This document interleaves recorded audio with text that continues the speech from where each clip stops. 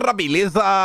Como é que vocês estão, meus amigos? Vídeo hoje dividido aqui em 4 partes e quero começar trazendo notícias sobre o caos econômico que o Brasil está vivendo. E mais do que isso, no dia de ontem saíram algumas notas sobre a relação do Lula com Haddad, o que o governo vem tentando fazer, tentando encontrar uma saída honrosa para a humilhação que o Haddad vem sofrendo nos últimos dias.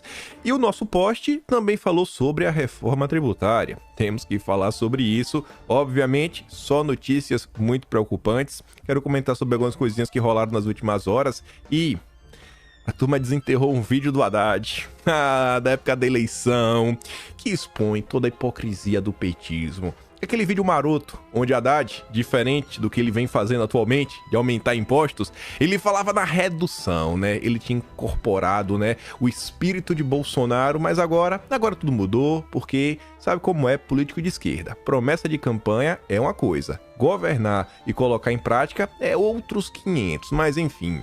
Depois quero falar sobre Bolsonaro, sobre o bolsonarismo, sobre o movimento que o capitão encabeça.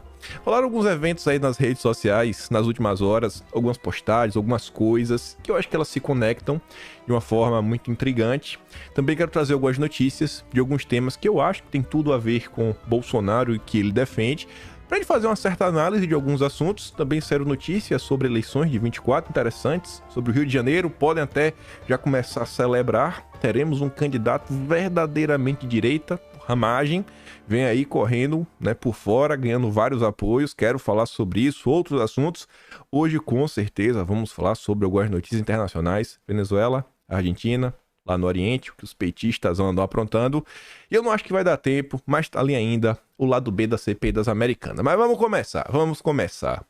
Essa postagem aqui a gente vai ver 2 vezes, no intervalo de uns 5 minutos. Como sempre, a porcaria da Rede Globo, né? Olha isso aqui. Haddad ganha força e vai insistir no déficit zero em 2024. O negócio é tão surreal. Até o Leonardo Coutinho, que tenta se controlar nos comentários, né? O jornalista mais independente, não é aquele direitoso pra valer. Não, tá lá de boa, tece críticas, sempre antipetista. Ele fala, manchete do site Globo 247. Eu acho que, inclusive, isso é uma ofensa ao Brasil 247, porque quando a gente observa o trabalho do Atush, toda a turma 247, você vê que eles estão mantendo o nível. O Brasil 247 nunca se rebaixou. Ele tá do mesmo jeito de sempre. Quem caiu de nível, quem vem se rebaixando ano após ano é a Rede Globo. A Rede Globo tá pior. Não é que o Brasil 247 melhorou. É que a Globo que se rebaixou está pior do que o Brasil 247. Então, assim, tem que ter um mínimo de respeito. A gente não gosta dos petistas, mas comparar o Brasil 247 e a Globo, aí já tá demais. Temos que ter um mínimo de respeito, né? Isso é uma ofensa muito grave. Brincadeiras à parte, vejam só. Isso é o que a Rede Globo tenta vender para a população brasileira. Aí vamos ver a Folha de São Paulo, um jornal alinhado ao petismo. O governo chama relator da LDO para discutir opções sobre revisão de déficit zero. Mas o Haddad não tinha ganhado força. O Haddad ganhou força e o governo já chamou o relator da LDO para ver se muda a meta. Que força é essa que o Haddad ganhou? Que a Rede Globo está tentando vender? Em que planeta isso está acontecendo? Participaram Rui Costa, Simone Tebet, Padilha e o secretário executivo da Fazenda, Dário Durigan. Tá, e o Haddad? Você está discutindo uma mudança na meta e o Haddad não participou? A jornalista confirma. Defensor da meta de déficit zero, o Haddad não esteve presente. Isso por quê? Nossa, ele tá ganhando muita força. Nossa! Não, devia estar em casa tomando whey protein, né, o Haddad? O objetivo do encontro era avaliar com forte as alternativas sobre a mesa, né, para uma eventual flexibilização da meta. Já estão falando de um déficit de 0,5% para 2024. E ao longo da nota, vão falando, cara, tem diversas opções. Vocês podem mudar até dia 7, eu também posso mudar no relatório, depois pode vir emenda apresentada, o próprio deputado do Partido da Base. Relaxa, deixa o que o Lula decidir, a gente bota para andar. Mas mais uma vez, vamos olhar. Haddad ganha força e vai insistir no déficit zero em 2024. Haddad ganha tanta força que a Folha de São Paulo volta para falar, ó. Ministros buscam saída honrosa para Haddad em debate sobre meta. Que força é essa que o Haddad tá ganhando, gente? Mas me diz que força é essa que o Haddad tá ganhando ao ponto de buscar uma saída honrosa? Aliados de Lula se lançaram a operação para preservar a imagem do chefe da equipe econômica após o presidente ter dito que dificilmente o país eliminará o déficit no ano que vem, abrindo caminho para enterrar um dos principais objetivos do Haddad. Enquanto a Casa Civil estuda enviar uma mensagem ao Congresso para concretizar a mudança, já tá vendo, né? Já tá tudo meio que articulado. Uma ala do governo busca uma solução menos desgastante para o ministro para a revisão da meta de déficit zero proposta para 2024. Eu acho que o que é que vai rolar, né? Eu acho que vai ser o próprio relator, ou então um deputado da base, pega um partido não tão alinhado, tipo PSD, aí no meio do caminho bota e o governo fala: nossa, estão mudando nossa meta, perdemos. Se viraram contra nós. Nós queríamos a meta zero, mas os deputados colocaram menos meio. Confia. Caberá a Lula definir quando e como propor a revisão da meta, caso seja essa a sua decisão. Mas o Haddad não tinha ganhado força. A Globo nos falou isso. A Globo nos garantiu que o Haddad tá ganhando força, mas quem decide é o Lula. Então pra que o ministro da Fazenda, se quem decide é o Lula? Não tem ministro da Fazenda nesse país, tem um secretário, no máximo. O presidente deverá reunir a equipe nos próximos dias. A estratégia alternativa e análise passaria por uma costura para alteração da meta pelo próprio Congresso.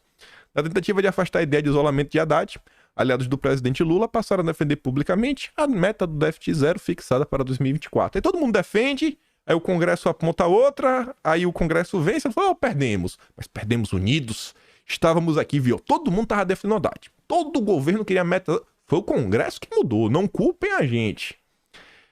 O Padilha, ministro das Relações Institucionais, por exemplo, tem definido a parlamentares a manutenção da meta, né, do déficit zero, até que o Congresso aprove medidas que garantiriam a ampliação da arrecadação no que vem, só depois aí a meta seria reavaliada. Só que aliados, o Padilha tem dito ser importante defender a economia brasileira, e junto a Haddad, né, apesar disso, ele não descarta em suas conversas a hipótese de um envio de uma mensagem modificativa ao Congresso, caso esse seja o desejo do presidente.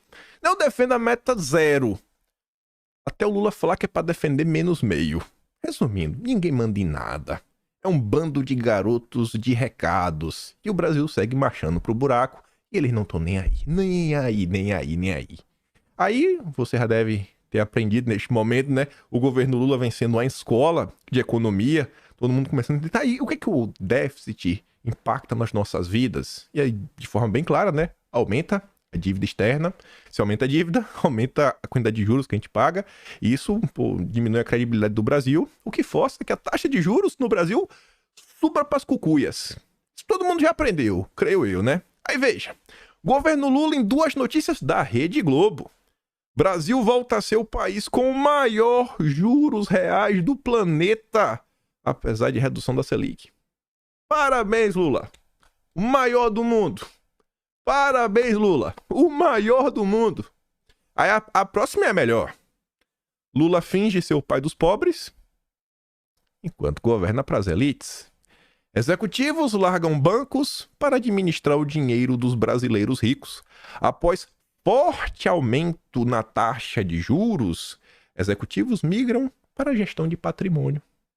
No Brasil de Lula, é melhor ser rentista. No Brasil de Lula, é melhor ficar de boa, administrando dinheiro de rico. Porque rico tem prioridade. Esse é o Brasil do Lula.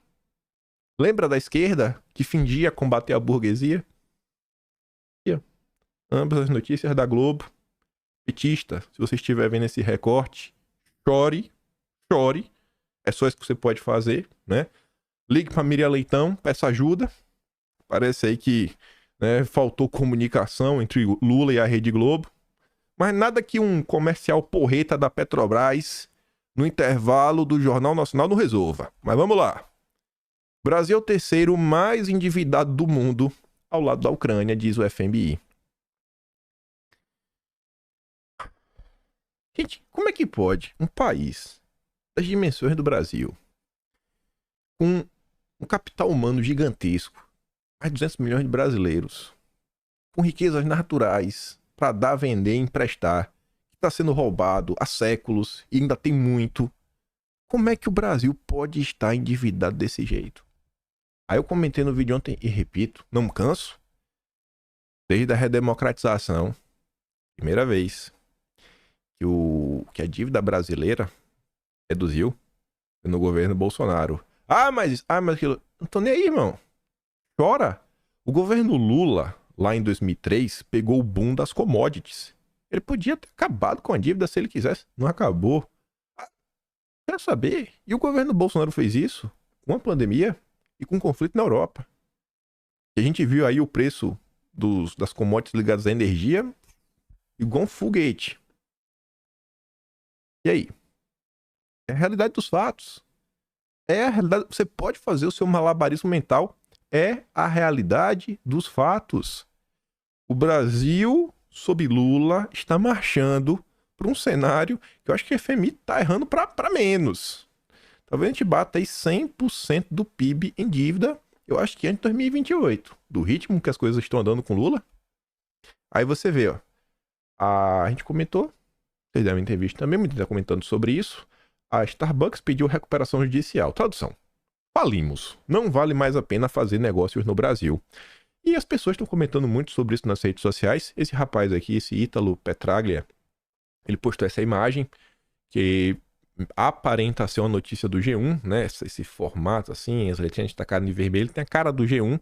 E ele fala assim, ó, goste você ou não do café da Starbucks, não sou muito fã, é inegável que se trata de uma empresa de sucesso. Eles vendem muito onde vão, crescem, geram empregos e por isso estão presentes em todos os continentes do mundo. Mas no Brasil, né? Mas no difícil Brasil, ela pede recuperação judicial alegando isso. Vamos ver os problemas.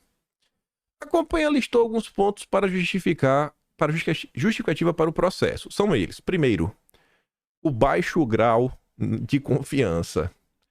Quem confia no Lula, hein?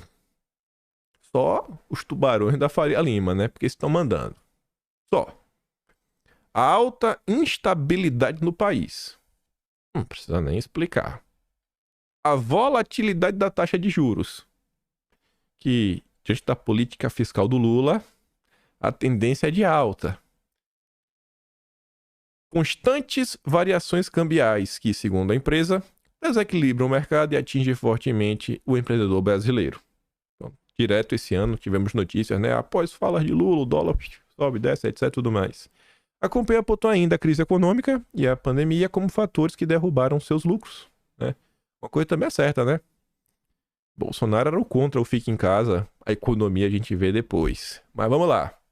Além dessa questão da meta, temos aí a reforma tributária, que eu não sei se os inocentes já perceberam ou vão esperar, né, até o último dia para entender.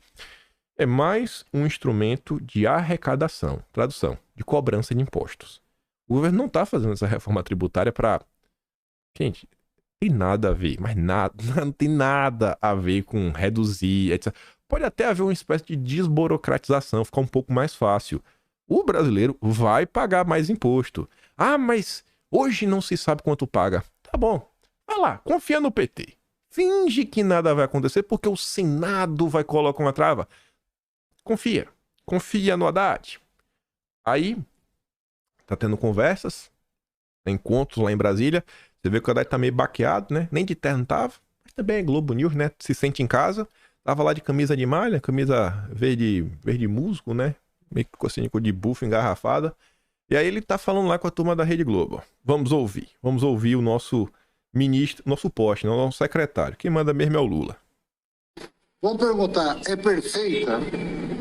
Nada é perfeito, mas à luz do que nós temos, o salto de qualidade que nós vamos dar em relação ao nosso sistema tributário atual, eu penso que é inestimável. Nós vamos figurar entre os bons sistemas tributários do mundo. Obviamente que tem uma transição, então tudo isso tem efeito de curto prazo nas expectativas, na decisão de investimento no Brasil, mas tem um efeito de médio e longo prazo que vai impactar crescimento econômico, vai diminuir o peso sobre o judiciário, tá? Todas essas confusões que nós vivemos nos últimos anos, inclusive as que eu não canso de citar, que trouxeram prejuízos enormes para o erário público, vão estar sanados daqui para frente. Então, o sistema tributário vai estar blindado, né, de uma série de práticas inconvenientes, né, que ajudaram a erodir a base fiscal do Estado e que está nos exigindo tanto cuidado daqui para frente. Vocês percebem como o Haddad é um cara que se preocupa com a estética? Ele fala devagar, pausado, sem elevar o tom de voz, pra parecer um cara sereno, um cara que tá, sabe, com a situação sob total controle. Ele fala assim muito de boa, né? Muito de boa. Não precisa nem colocar um compressor no microfone. Mas a parte que mais deveria chamar a atenção das pessoas é quando o Haddad fala assim, ó, no curto prazo vai dar ruim. Ele não fala com isso. Eu vou traduzir o que o Haddad disse. No curto prazo vai dar ruim, mas confia em mim que no médio para longo prazo vai dar bom. Tradução, gente. Vai botar pocando no povo. No médio e longo prazo, ninguém nem mais vai lembrar. Ninguém nem mais vai lembrar das promessas. Quando é que vai ser esse... Sabe quando é que vai ser o médio prazo do Haddad? Vai ser o pico do Mandetta. Pronto. Acho que isso daí todo mundo entende. Quando é o pico do Mandetta? Não sei, até hoje não veio. Até hoje o pico do Mandetta não veio. É o médio prazo do Haddad. Confia. Uma hora vai vir um médio prazo, onde todos os percalços, todo o aumento de impostos, toda a dificuldade que esse governo vai criar vai ser justificado. Confia no Haddad. Confia no Haddad. Olha pra isso daqui. Olha pra isso daqui. Desde antes da aprovação da reforma tributária, o próprio AP deixou claro, o IVA não seria 25%, mas de jeito nenhum. Reforma tributária.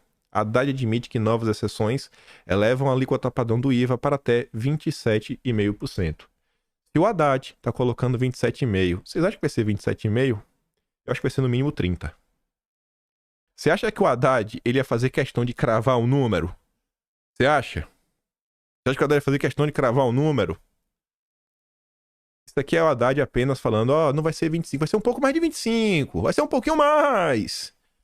Como diz o Emílio Surita, né? Botou a cabecinha? Ô, irmão, já foi. O Emílio sempre diz, né? Censura não tem ombro. Aqui, ó. O IVA do Haddad não tem ombro. Não para, gente. Não para. Aí imagina. Quantas e quantas vezes não foi dito? A reforma tributária, isso é ruim. Isso é ruim. Isso é ruim. E Bolsonaro falou, cara, isso é ruim. Isso é ruim. Isso é ruim. Se a turma tivesse parado pra ouvir Bolsonaro, hein? Se os governadores... até de direita, que foram lá para Brasília, ao lado do Haddad, negócio a tentar conversar, convencer Bolsonaro que a reforma tributária era boa. Será que se o cara, ao invés de tentar convencer Bolsonaro, tivesse parado para ouvir Bolsonaro, não tinha sido melhor? Onde é que tá o Zema, gente? Na reforma tributária. Eu te digo, o Zema já saiu na frente. Porque ele colocou o imposto do pecado lá no... Ele usou a justificativa, né? Pra aumentar o impostinho lá sobre alguns produtos que ele considera supérfluo. É o Zema. Cadê os outros governadores também, hein? Vocês estão vendo algum governador? Quando foi a última vez que vocês viram um governador deste Brasil, descoberto por Pedro Álvares Cabral, quando foi a última vez que vocês viram um governador comentar sobre um assunto que tem impacto a nível nacional na vida das pessoas? Depois não querem que eu passe pano para Bolsonaro. Aí, nos conectando com o próximo tema, eu vou ter que voltar a falar de Bolsonaro. Olha o que a turma encontrou na internet. O Haddad, no período eleitoral. Vamos baixar o ICMS da carne, sabe para quê? Para zero. Se a carne tá cara, por que tem que fazer o governo para baixo? Para ficar um pouco mais barato. Porque se baixar 15% da carne, já de repente você sai do outro para carne de segunda, quem está na carne de segunda vai para carne de primeira, e quem sabe vocês me convidam para um churrasquinho.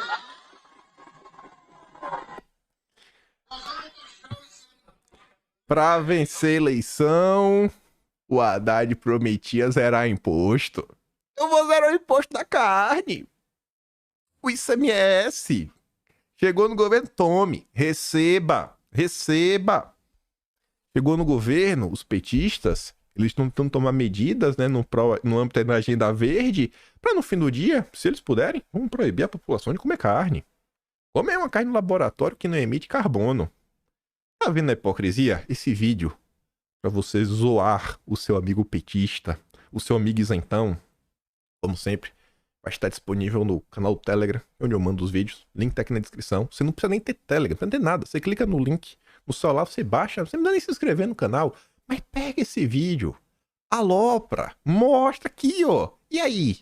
Cadê? Vai cobrar? Você que falava que não, que ia fazer o L, ou que ia votar nulo, mas você ia cobrar. Cadê? Vai cobrar o governo agora?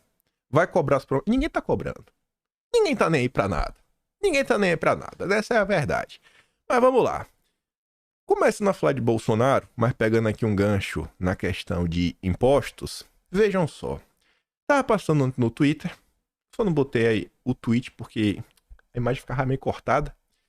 E se eu botasse pra caber, ficava muito pequena, não dava pra ler direito. Mas quem eu vi isso daqui aparecendo no Twitter foi o Chif. Eu peguei aqui a continuação, foram 2 tweets em sequência. O primeiro ele coloca esta imagem. Um perfil chamado Curiosone, é um portal aí que divulga notícias, né, do entretenimento, mundo geek, nerd, etc, tudo mais, falando assim, ó: após reajuste, mangás e quadrinhos da Panini ficarão mais caros a partir de 2024. É o imposto do pai Lula entrando em campo. Aí você vê, ó, a mentalidade do jovem picanheiro. Alexandre Carlos Reis. Olha o que ele diz. Cara, eu tô muito arrependido. O mangá de Jojo, quase 50 conto, cara. E ainda tem que acreditar naquela lorota da primeira dama de que o imposto é para a editora e não para o consumidor. Eu tô tão arrependido. Nunca imaginei que esse governo fosse colocar imposto em basicamente tudo. Coitado. Aí, vem lá um rapaz chamado Paulo Prado. Alexandre, faz o L. E lembre-se, Bolsonaro reduziu e até zerou impostos de literalmente milhares de itens, desde games a remédios, gasolina, eletrônicos e etc. Aí aparece um cara chamado Rubens falando assim: Paulo, exato, cara. Queria facilitar pro povo e não dificultar. E pior, tem gente ainda acredita no Nine, que vive na esperança. O PT só vende esperança, que o povo é acostumado já à época do Bozo, ele não vendia esperança, ele cumpria e fazia... Claro, nem tá faltando as vírgulas nesse texto, né? Mas deu pra entender. O cara tava concordando com o Paulo Prado. Aí volta o Alexandre, o petista que fez o L. O arrependido. Paulo Prado, deixei de seguir o Alanzoca depois de saber dessas coisas. Foi meu primeiro voto para presidente. A primeira vez que eu votei porque realmente eu acreditei que era uma boa opção contra o Bolsonaro. Em nenhum momento o Alan falou sobre essa possibilidade de que as coisas ficariam tão caras. É capaz do Alanzoca ter feito isso de propósito. Por quê? Se todo mundo ficar pobre, não tem como comprar videogame. Não tem como comprar joguinho. Aí, se você quer ver o joguinho, você tem que assistir o Alanzoca jogando. É a forma dele garantir, né, que o seu público vai continuar pobre assistindo ele. O Alanzoca é um streamer. Fica jogando joguinho. Esse é o Alanzoca. Adora chorar na live. É esse aí, o Alanzoca. Como as pessoas gostam de ser enganadas. O que eu quero falar com isso? Onde eu quero chegar? Bom, vamos dar um bizu e mais algumas coisas que aconteceram. Você vê que o governo Bolsonaro vem sendo relembrado aí por algumas pessoas, não todas. Podia ter mais gente, né, relembrando algumas coisinhas. Principalmente os parlamentares. Principalmente no que diz respeito a essa questão de imposto. Tá todo mundo vendo o que o governo Lula tá fazendo. Acabou agora, o mês de outubro, 10 meses. O Brasil tá um caos. Aí vem o Rui Castro, que escreve lá na Folha de São Paulo, com esta nota: jamais esquecer Bolsonaro. Mas será que ele quer lembrar do legado de Bolsonaro? Será que ele pelo menos quer lembrar da verdade ou ele quer reescrever a história sobre a ótica da esquerda? Óbvio que é isso que ele vai fazer, né? É obrigatório lembrar como ele tentou armar a maior teia antidemocrática da história da República. Aí a tese dele é que, assim, de algum tempo pra cá, sempre que cito Bolsonaro nesta coluna, leitores argumentam que devíamos parar de falar nele para não promovê-lo e que quanto mais cedo os esquecermos, melhor. Também me repugna manchar este espaço com tal nome, mas o raciocínio é outro. Continua a falar de Bolsonaro porque o Brasil ainda não ajustou contas com ele. Aliás, mal começou. Aí sai aquele texto chato, choroso, criando 1001 elucubrações, colocando fake news, etc. Falar que o Bolsonaro é o super vilão que precisa ser, assim, destruído. E a conclusão deixa isso totalmente claro. Quando as outras 9 investigações a seu respeito se completarem, e a delação de Cid não para de revelar crimes, então Bolsonaro poderá ser esquecido no longínquo e acolhedor presídio federal. Esta é a nossa imprensa, né? O nosso consórcio. Aí vai juntando as coisas. Vejo o cara arrependido, que não sabia nada de política, não tinha informações, formou seu voto por causa de um influenciador. Por outro lado, a imprensa tentando escrever a história do seu jeitinho, né? O jeito à esquerda. E aí ontem teve um... Era pra ser um debate, né? Pelo menos é o que eles tentaram falar. Teve uma várzea ontem, era pra ser o Paulo Cogos contra o Brigadeiro. No meio do percurso chegou Nando Moura. Eu não assisti. Quando eu cliquei, vi assim em cima do debate, falei, mas nossa, que papo de maluco. Mas de maluco. Eu até gosto do Cogos, mas o Cogos, ele, quando você sai do âmbito do discurso filosófico, eu acho que falta ao Cogos um conhecimento dos fatos. E notando isso, eu falei, pô, os caras trazem essas informações básicas, Nando Moura falando, o cara que Bolsonaro colocou soltou Lula. Eu falei, irmão, tá maluco? Tá maluco? Tá em qual planeta, irmão, pra falar isso? A decisão, inclusive, o Cássio nem lá tava, que foi o primeiro nomeado Bolsonaro. Então, assim, era fake news uma atrás da outra. Eu falei, pô, o Cogos não tá sabendo se sair dessa. Nem vou ficar assistindo isso daqui. Mas, independente disso, o debate girou em torno do de sempre. Bolsonaro é o malvado, Bolsonaro é igual a Lula, só que ainda é pior. E mesmo que não seja pior, temos que acabar com o Bolsonaro. Temos que acabar com o Bolsonaro. E olha como Nando Moura fala na maior naturalidade, com a grande ideia deles. É a turma que fala de união. A união da direita. A união da direita, tenho certeza que o Nando Moura é a favor. Uma união da direita com o Romeu Zema, né? E o Nando Moura seria o primeiro a apoiar. Escuta isso aqui. E quando eu subi no caminhão, não foi o caminhão do MBL, foi um caminhão do Vem Pra Rua. E no meu discurso, eu desço o cacete no MBL. Eu falei, eles não deveriam estar lá, porque Ciro Gomes é um cara que diz que, por exemplo, Venezuela não é uma ditadura, é uma democracia. Ele falou isso. Então, assim, eu estava lá em cima do caminhão do Vem Pra Rua para criticar o próprio MBL. E aí eu liguei, nesta época, e falei, vocês estão ficando loucos, caralho? Vocês estão completamente loucos de fazer isso? E o que eles falaram foi o seguinte, que política, essa é a resposta deles, tá bom? Não é a resposta minha. Olha, Bolsonaro, se ele não sair do poder, não existe uma alternativa à direita no país. Então, política não é a respeito de destruir pontes, mas construí-las de alguma forma, para que nós possamos ter, de alguma maneira, uma alternativa à direita que possa se impor contra o Lula.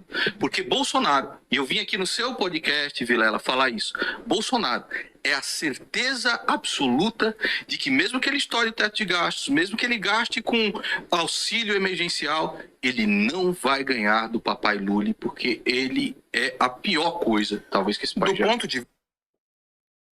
Entendeu com a lógica, né?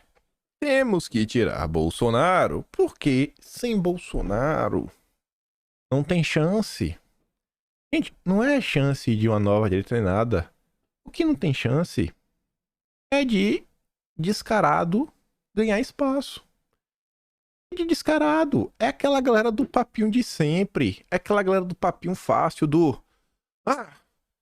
Como o início do debate que eu assisti, o Brigadeiro falou, mas o que foi que Bolsonaro fez a favor da turma que quer comprar algo para se defender? O que foi que ele fez, Paulo Cogos?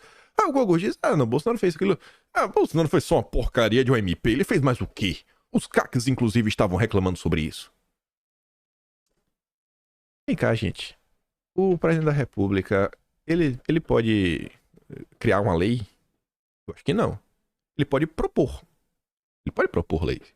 E ele pode colocar uma medida provisória, que vale por 60 dias, pode ter nem por mais 60, e depois, independente disso, ou ela vai caducar, ou o Congresso vai precisar votar. É só. Só e absolutamente só. O que estava na ossada de Bolsonaro, que ele podia fazer sem o Congresso, eu acho que ele fez. Fez. E fez ao ponto que a turma reclamou, que a turma chorou, que a turma judicializou. Mas não. Bolsonaro não fez nada. Era a tese do Brigadeiro. E o Nando Moura segue, né? Assinando embaixo. Então, assim, são acusações atrás de acusações. Aí leva a história do... Teve a CPI da Lava Toga? A Lava Toga não saiu do papel? Isso, aquilo, outro. A gente viu a CPI da pandemia. A gente viu a última CPI também do dia 8. E eu acho que qualquer brasileiro com mínimo de consciência entende que, assim como um projeto de lei, uma CPI passa por votações, passam por requerimentos, e quem tem maioria decide. A legislatura eleita em 2018, que ficou aí de 2019 a 2022, era majoritariamente de esquerda. Continua sendo, principalmente no Senado. Vocês acham que a configuração de uma CPI da Lava Toga seria diferente da CPI da pandemia? A CPI da pandemia dizia que iria olhar, né, os malfeitos do governo Bolsonaro. Então, um monte de fogos aqui explodindo. Espero que não esteja captando o microfone. Se tiver, não posso fazer nada. Não sei por que está tendo fogos hoje aqui ao redor. Espero que não esteja... O Luffy tá até aqui debaixo da cadeira com medo dos fogos. Acho que parou. Então, assim, teve a CPI da pandemia investigar o governo federal, mas também deveria investigar os casos de corrupção ao redor do Brasil. Isso estava no escopo. Em algum momento, gente, foi investigado? Em algum momento eles foram para cima do consórcio Nordeste, por exemplo? A única convocação que foi colocada na mesa, a única, foi do Carlos Gabas.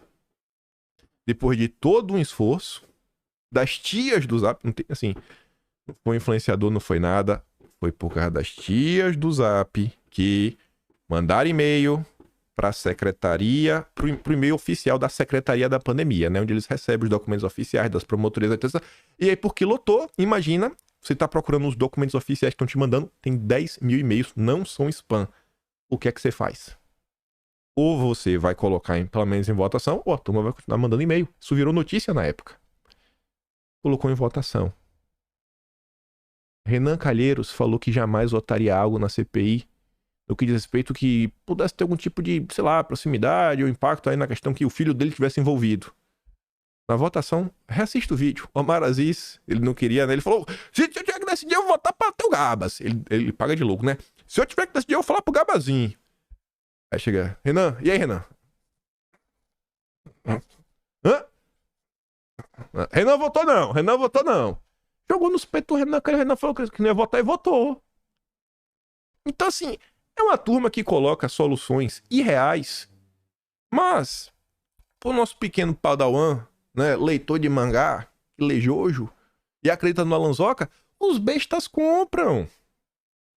Os bestas compram. Aí, de um lado, você tem os descarados da União de Direita. Do outro lado, você tem as descarações da turma da esquerda e do consórcio. E a direita?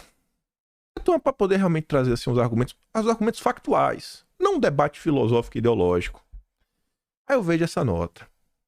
Acho que vocês vão começar a entender onde eu quero chegar. Inelegibilidade de Bolsonaro. 5 de 98 deputados da bancada do PL levam caso às redes sociais.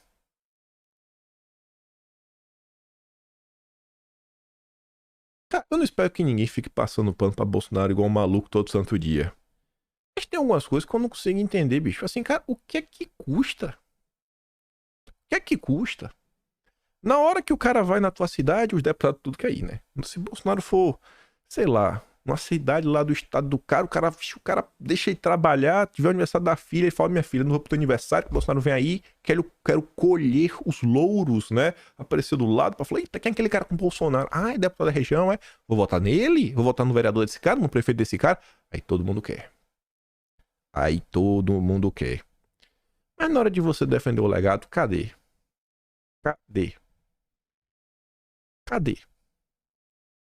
E o legado de Bolsonaro O cara não é apenas um cara que chegou lá e venceu a eleição.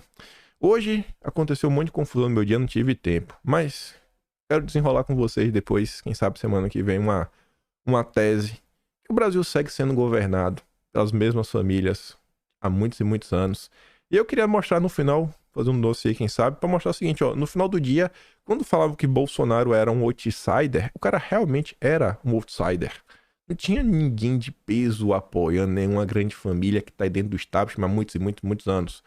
Eu tive essa ideia porque ontem eu vi uma notícia que ficou circulando, eu até falei disso lá no canal secundário. O canal secundário até trouxe mais algumas informações. Quem quiser um dossiê sem imagens, também tem umas coisas lá.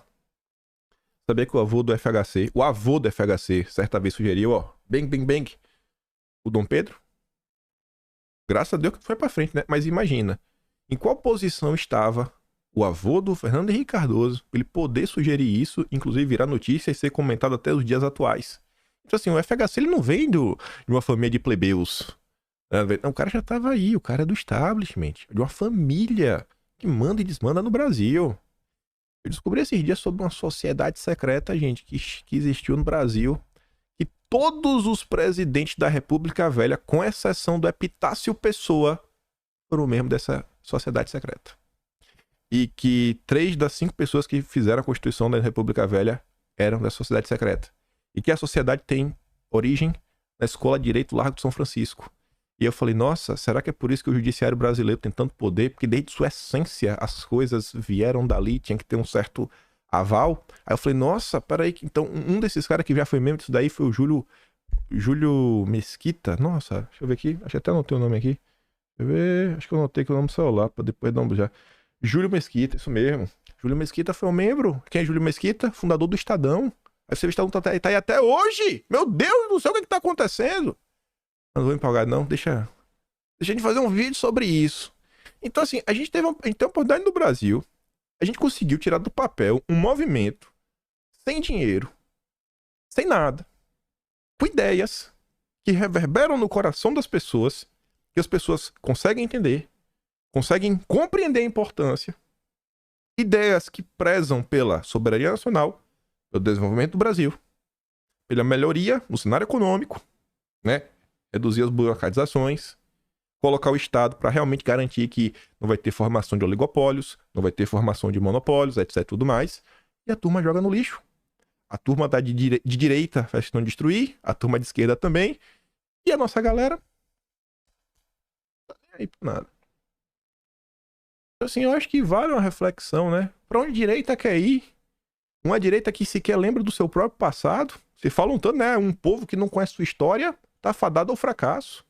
Um movimento político que não guarda minimamente o seu legado, entender como foi que esse movimento chegou aonde chegou, eu acho que esse não é o melhor dos caminhos, né? Mas eu não sou político, né? Mas eu fico triste com isso daí. Fico triste. Eu passo por demais, né? Falar a verdade. Toda hora que eu falo assim, meu Deus, velho, será que tá demais? Acho que tá demais, mas tudo bem. 41 deputados bolsonaristas pedem ao Supremo que investigue Janones por suposta fake news. Tá vendo? Na hora de fazer uma ação que vai aparecer na imprensa, etc. Aí todo mundo assina.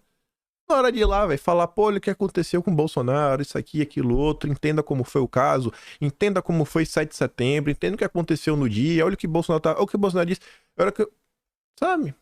Custa, velho. Vai cair o dedo. Ainda mais esses nossos parlamentares, todos eles têm um assessor de comunicação. Não é pra falar que o cara vai fazer sozinho, não. Todos eles têm um assessor de comunicação. Aí vamos para outro ponto. Segurança pública. Segue um caos. Desembargador pede fim da PM em Goiás e Caiado reage. Irresponsável. Eu não lembro quando foi a última vez que eu vi o Caiado virar notícia. Mas virou por quê? Ele tá se posicionando em relação à segurança pública.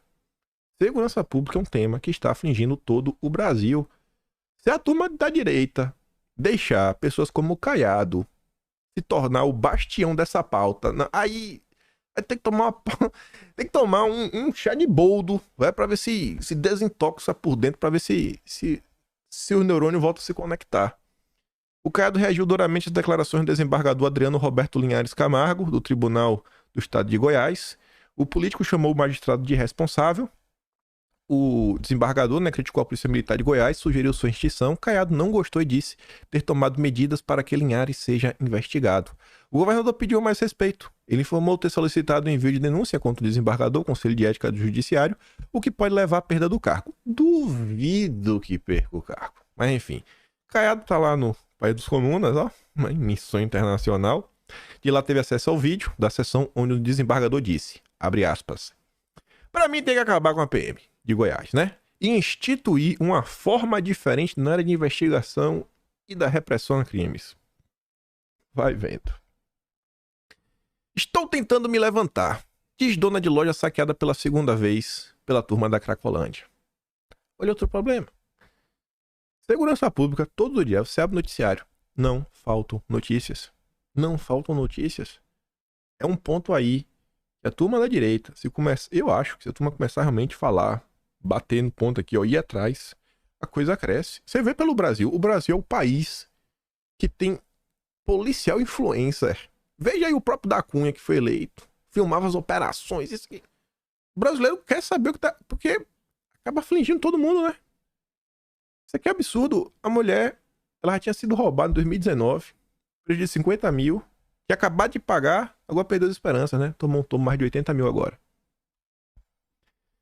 Aí, veja essa. Os planos do partido de Bolsonaro para a ramagem na disputa pela Prefeitura do Rio. Essa nota é muito engraçada. É boa, a notícia é boa, primeiro ponto, né? Primeiro ponto, notícia bem bacana, acho que todo mundo gosta do ramagem. Ontem, o Nicolas falou, ó, tô fechado com você, ramagem. Tem meu total apoio. Outros parlamentares também falaram isso. O Fábio Gardinha tinha falado isso daí. Já virou notícia. Tá todo mundo aí. Todo mundo pró-ramagem. Aí fala o seguinte. Que com o Braga Neto inelegível, sacramentou. Vai ser o ramagem. O Valdemar queria porque queria que fosse o Braga Neto. Mas viu mais, né? Mas uma bateria de pesquisas. Vamos traduzir. Mas o Duda Lima ligou pro Murilo da Paraná Pesquisas, encomendou as pesquisas sobre a situação do Rio do Ramagem, né, no mês passado, e as pesquisas que o Duda Lima encomendou com o Murilo da Paraná Pesquisas mostrou que Ramagem tem um longo caminho a percorrer até se tornar candidato, um candidato competitivo. Só que as mesmas pesquisas mostram que, para ter alguma chance, Ramagem vai precisar se tornar conhecido. No jargão dos marqueteiros, ele precisa ter a imagem trabalhada. É o Duda Lima falando, ei, deixa eu te ajudar, ramagem. Lá vai Duda Lima, em busca de um emprego. Mais um, né? Mais uma campanha para gerenciar. Por isso, a primeira etapa da estratégia do PL prevê colar a figura de ramagem à do ex-presidente. Tá, até aí tudo bem. Acho que nem precisa colar a imagem, isso o ramagem faz sozinho. Fazendo dele um protagonista das 4 inserções da TV que o partido tem direito no final do ano. Pô, bacana. Mas a ideia é apresentá-lo nesses vídeos como uma espécie de bolsonarista moderado, se é que isso é possível. Tudo porque, na percepção dos eleitores que participaram dos grupos focais e conheciam Ramagem, ele é um bolsonarista raiz, mas não destila ódio nem fala cuspindo. Eu fico de cara sem entender. Vem cá, por que a turma do PL não gasta um tempo tentando desmentir essa ladainha de extremista, né? Eles são os maiores propagadores disso. Cara, ao invés de tentar ficar falando, ó, ai, mas eu sou moderado, por que tu não vai falar assim, cara, vocês que estão de maluquice, não tem nenhum tipo de moderação, não. Não tem nenhum tipo, na verdade, de extremismo, nem nada de radicalismo. São vocês que são os radicais. Radical é quem invade terra. Radical é quem não liga pra vida que tá na barriga. Radical é quem acha que, ó, a chupeta do demônio tem que ser liberada. Isso que é o radical. Por que não investe nisso, pô? Discussão de maluco. O líder do PL no Senado, Carlos Portinho, por exemplo, foi bem visto pelos eleitores. Só não vai me dizer que o Duda Lima vai dar ordens pro Ramagem. Se o Ramagem não seguir, vai começar a jogar contra pra tentar jogar no colo do Portinho, né? Que é mais alinhado. Portinho que sequer foi eleito, não era suplente do Haroldo. Senador que veio a falecer. Mas Portinho não tem o apoio da família Bolsonaro. além de ser associada à ala mais moderada e menos radical do PL. Oh, meu Deus. Eu achei essa parte intrigante, ó. O Portinho, na pesquisa do Duda Lima, né, inspirou confiança e até foi confundido com pastor, já que ele não dobrou a manga da camisa. Nossa. Nossa. Vocês acham que foi o Ramagem que conversou com a Malu Gaspar? Vocês acham que a Malu Gaspar achou no Google essas informações? Que o PL fez pesquisas? Vocês entendem o que está acontecendo?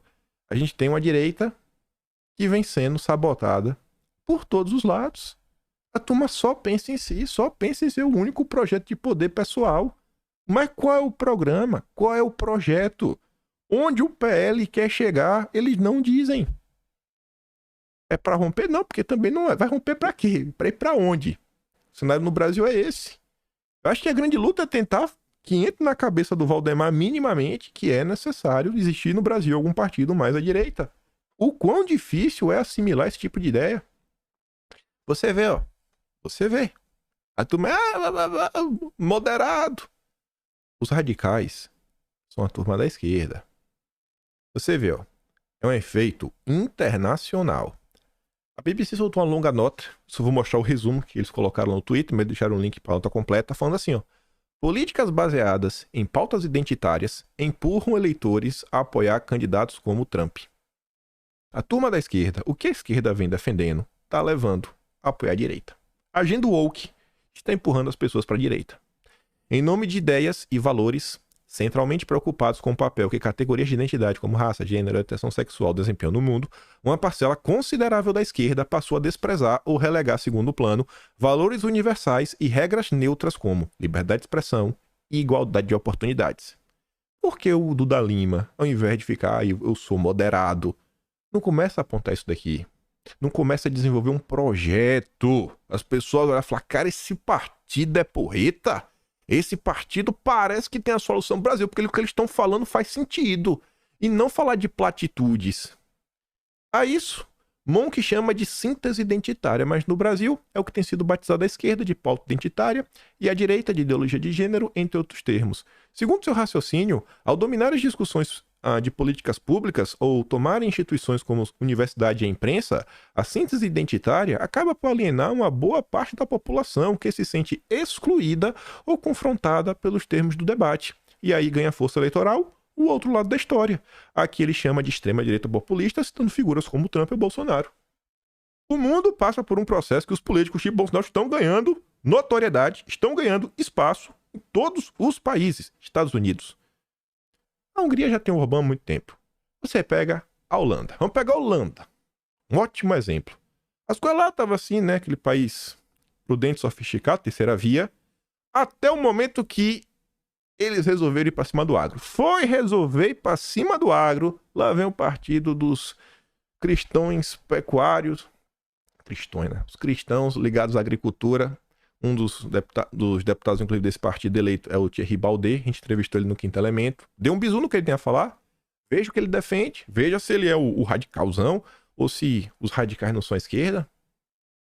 Veja quantos deputados este partido tinha e tem depois. Mas não. Existe. Aí elegeram lá na Itália a Giorgia Meloni. Quem tem a única chance de bater de frente com o Sérgio Massa na Argentina é o Milei. É algo internacional. A direita, né? Não é Basta, não. Não é Basta, eu fiquei na dúvida agora. Mas enfim, lá em Portugal também é essa mesma direita que o Duda Lima não gosta, o Valdemar não gosta, que vem tendo destaque. Na Espanha é o Vox. Todos os países que você olha, todos são. Mas no Brasil, os caras têm o campeão, o guerreiro lendário, mítico. Mas não presta. Não presta. Não presta. Os caras falam assim, meu Deus, não é possível isso. Aí você vê, ó. O cara entende minimamente do que está acontecendo. O real interesse de Bolsonaro em ter candidato a prefeito no Rio. Bolsonaro, ele sabe que é difícil. Sabe que Eduardo Paes tem grandes chances de se reeleger.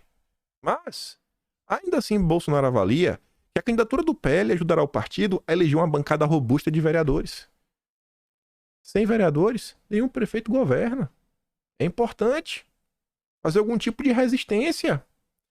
Na atual legislatura, o PL tem apenas 3 vereadores na cidade do Rio. A expectativa do ex-presidente é de pelo menos dobrar o tamanho da bancada. Vou contar uma coisa pra vocês em relação a isso. Tava ouvindo uma live de um conhecido chamado Herbert Passos. Ele fala assim de política, uma coisa interessante, mas ele não é de fazer live sempre. Uma vez eu já trouxe um estudante dele aqui.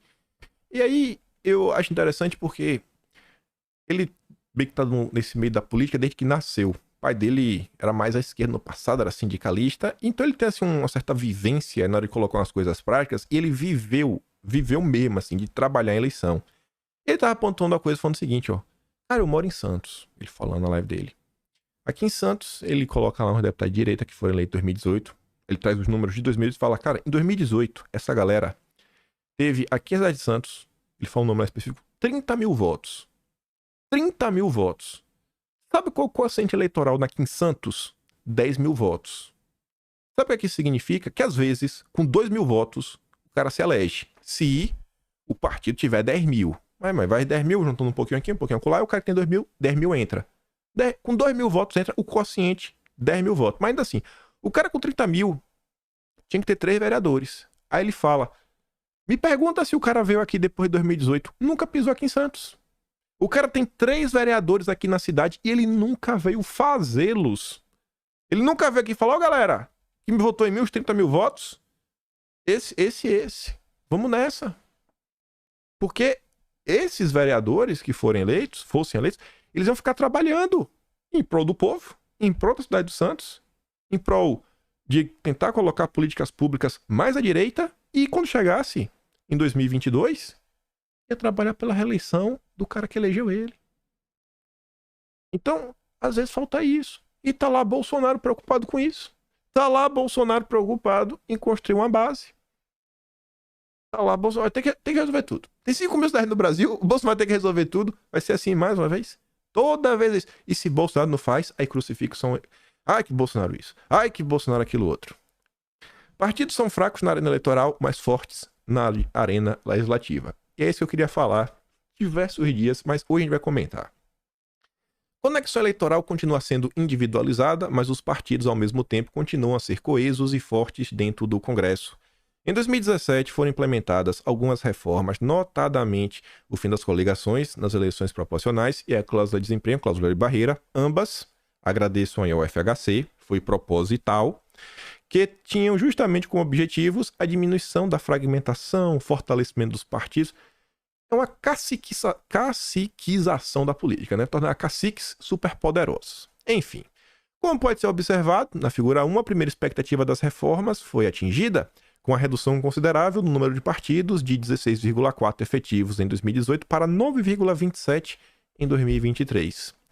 Entretanto, como podemos observar na figura 2, a redução da fragmentação partidária não foi acompanhada por um fortalecimento das conexões dos partidos com os eleitores. Porque não existem bandeiras. As pessoas não têm, assim, o que mais falta? Tem que cair um meteoro vir com a placa. Tenham bandeiras. Defendam pautas. O único partido que tem isso é o PSOL. E é o partido na esquerda que mais cresce. Será que tem alguma correlação? Sim ou com certeza?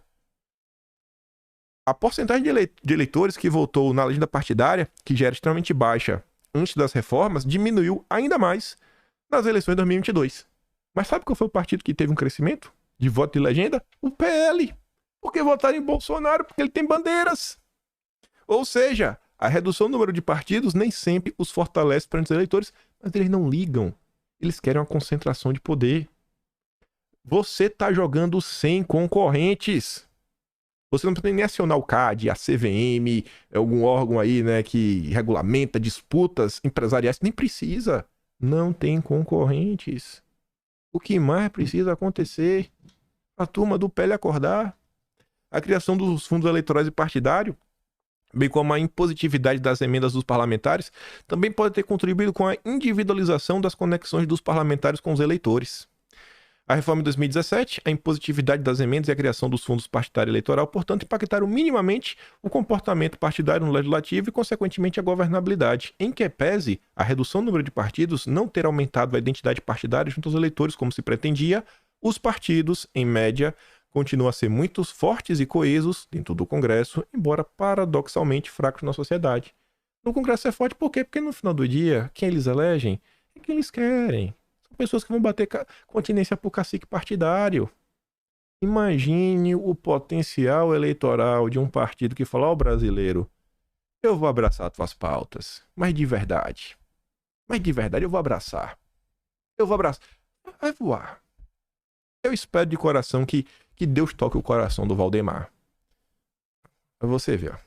Olha a esquerda no Brasil. Esses são os moderados pro Valdemar. Boa tarde, que surpresa, né? Diz a senhora que tá com o microfone de lapela na roupa, né? Que surpresa, ela tá com o microfone surpresa, eu tô com o microfone. Realmente, uma baita surpresa, né? Esse é o Boulos. Fez uma visita surpresa. O cara até diz ali, ó, tudo é falso. Aí você vê a Tabata, aciona o Ministério Público do Trabalho para salários atrasados da CPTM do metrô de São Paulo. Por que a Tabata não acionou aí também o Ministério Público em relação às americanas? A esquerda é só estética. Não tem preocupação nenhuma com o povo. Nenhuma. E eu vou falar da gente internacional porque tem uns 3 dias que a gente ensaia, mas não fala. Mas vamos lá. Argentina.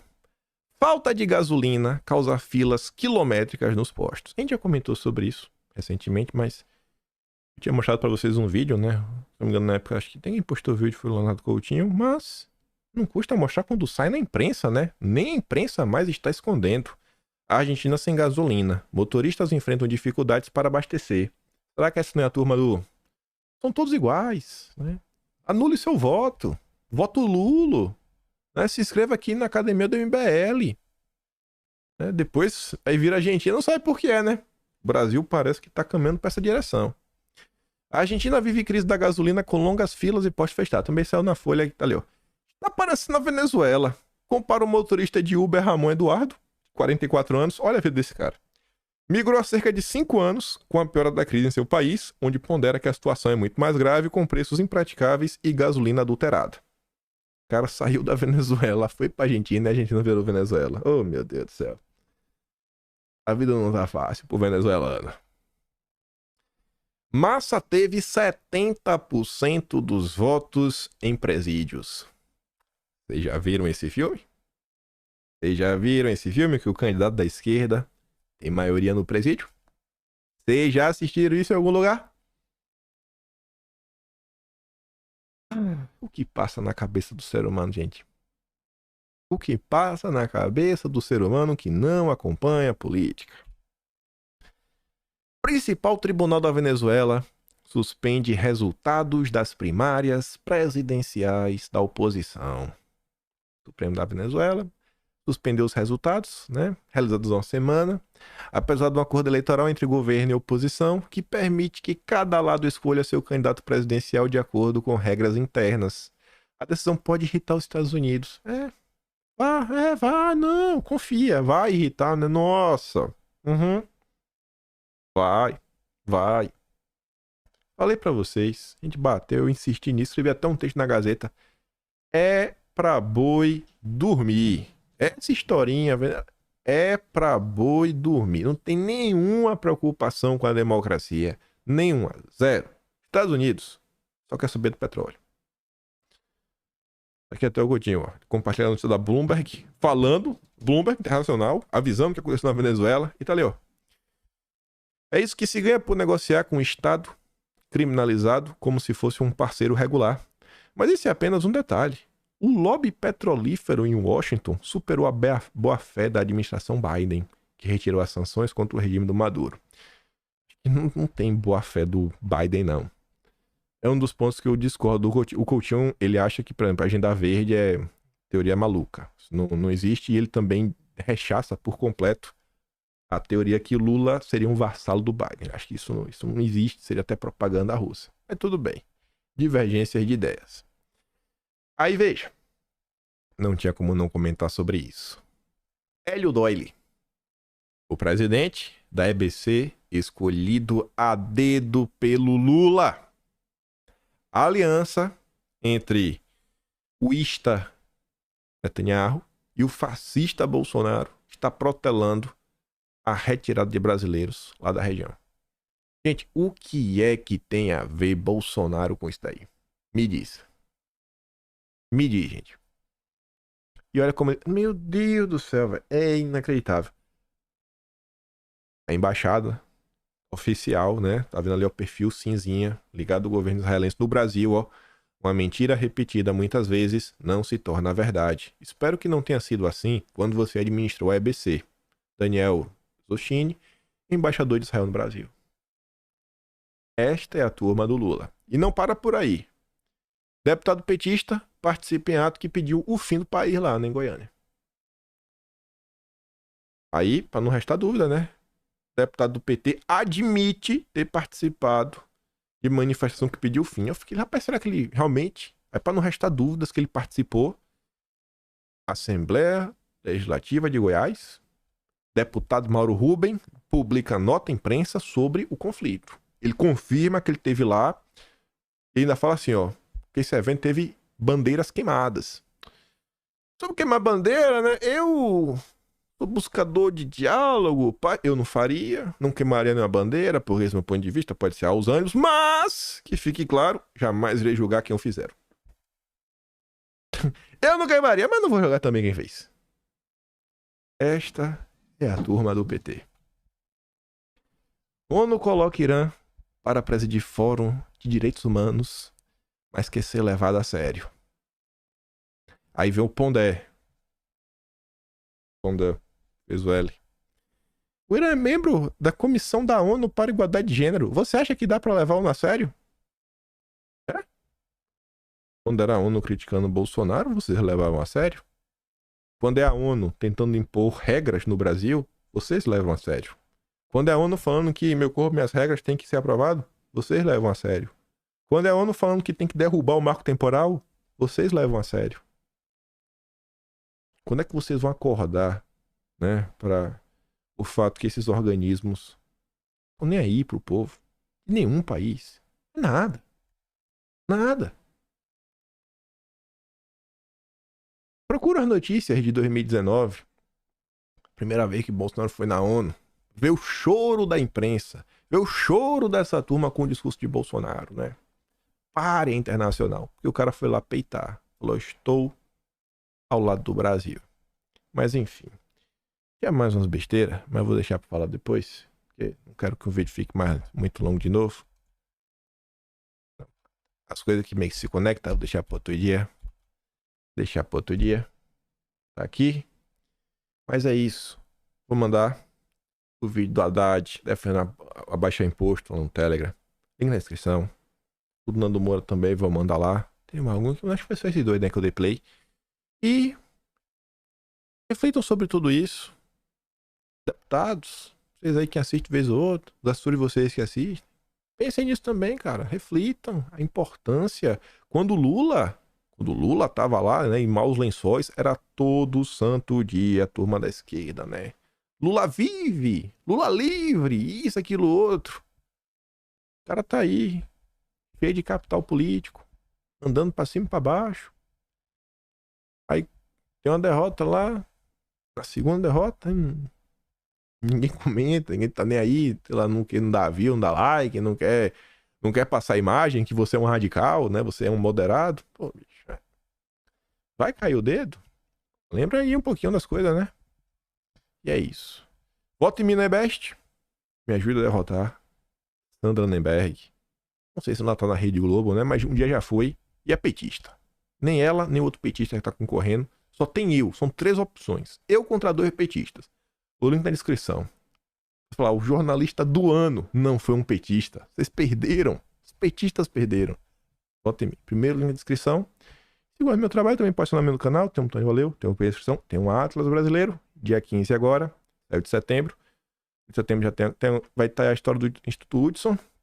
Mais algumas coisinhas. E o de outubro já comecei a bolar a estruturazinha dele, meio de campo. O de outubro vai vir, acho que umas boas páginas, umas boas dezenas de páginas de conteúdos históricos, né? Que esse mês de outubro rendeu bastante aqui alguns assuntos que a gente se debruçou.